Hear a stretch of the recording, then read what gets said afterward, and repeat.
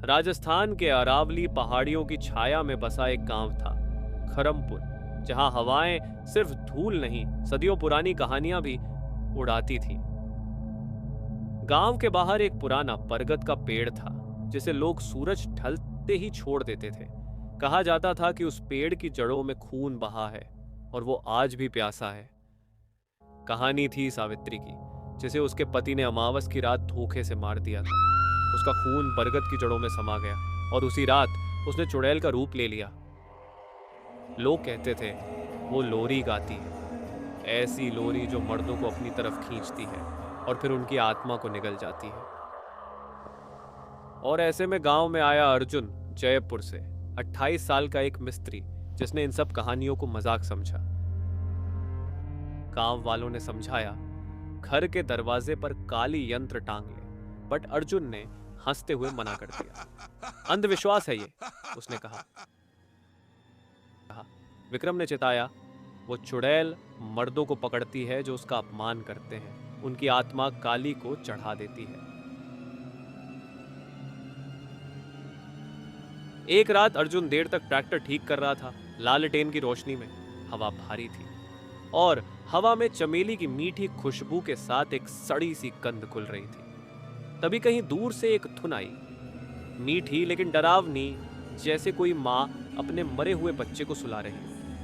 अर्जुन का हाथ कांपा, औजार गिरा और वो धुन उसे खींचने लगी पेड़ की ओर। उसकी सांसें तेज हो गईं, मगर कदम खुद बढ़ रहे थे। बरगद के नीचे हवा और ठंडी हो चुकी थी। अब वो धुन साफ सुनाई दे रही थी, किसी प्राचीन बोली में जिसे अर्जुन समझ नहीं पाया, मगर उसकी रूह कांप उठी। जानी में एक आकृति हिल रही थी, लाल साड़ी में एक औरत, खुले बाल और उसके पैर उल्टे, उसके काले गहरे गड्ढे जैसे आंखें अर्जुन को देख रही थी।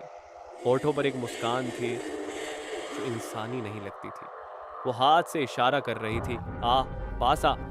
और अर्जुन खड़ा का खड़ा रह गया, उसकी सांसें जैसे थम गई थी। भाग!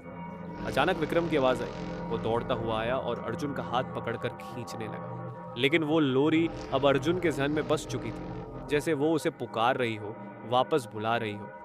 विक्रम ने जेब से माँ काली की छोटी मूर्ति निकाली और अर्जुन के हाथ में थमा दी। जप कर, जय माँ काली, रक्षा करो!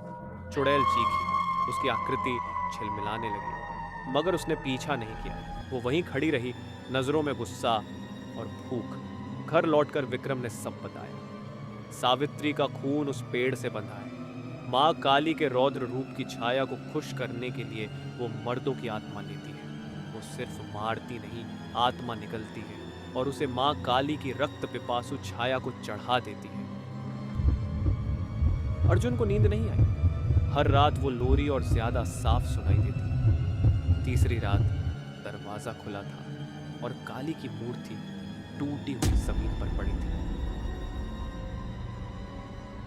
दीवारों पर परछाइयां नाच रही थी, एक औरत की आकृति, उल्टे पांव, और वो मुस्कुरा रही थी। अर्जुन ने फोन उठाया, विक्रम को कॉल करने की कोशिश की, लेकिन स्क्रीन पर सिर्फ उसका चेहरा दिखा और उसके पीछे चुड़ैल। अर्जुन नंगे पांव भागा, सीधा मंदिर की ओर। पीछे पीछे लोरी गूंजती रही। अब वो दिमाग नहीं, रूह पर असर डाल रही थी। मंदिर का पुजारी कांपते हाथों से हवन शुरू करता है, माँ काली के नामों का जाप करते हुए, काली माँ रक्षा करो। लेकिन जैसे जैसे मंत्र तेज हुए, चुड़ैल की चीखें भी बढ़ती गई। मंदिर की दीवारें हिलने लगी, आग की लपटें भड़क उठी। अर्जुन का शरीर कांपने लगा, सीना भारी हो गया, सांसें थमने लगी। वो गिर पड़ा। उसकी आंखें धुंधली हो रही थी। आखिरी बार उसने पुजारी की आंखों में देखा, डर और लाचार। फिर एक ठंडी उंगली उसके दिल पर रखी गई और सब खत्म। सुबह अर्जुन की लाश बरगद के नीचे मिली, चेहरा चीखती हुई हालत में जमी हुई, आंखें सफेद, आत्मा जैसे खिंच चुकी हो। लोगों ने जल्दी से अंतिम संस्कार किया, माँ काली का नाम लेकर प्रार्थना की। लोरी कुछ दिन थमी रही, पर बरगद आज भी खड़ा है, उसकी जड़ों में खून की बू बाकी है। रात को जब हवा थमती है, तो फिर से वो माँ की लोरी सुनाई देती है, अगली आत्मा की तलाश में। यह थी आज की डरावनी कहानी। अगर आपको ऐसी सच्ची और रहस्यमयी कहानियां पसंद हैं तो ब्लीड मंडे को लाइक, शेयर और सब्सक्राइब जरूर करें।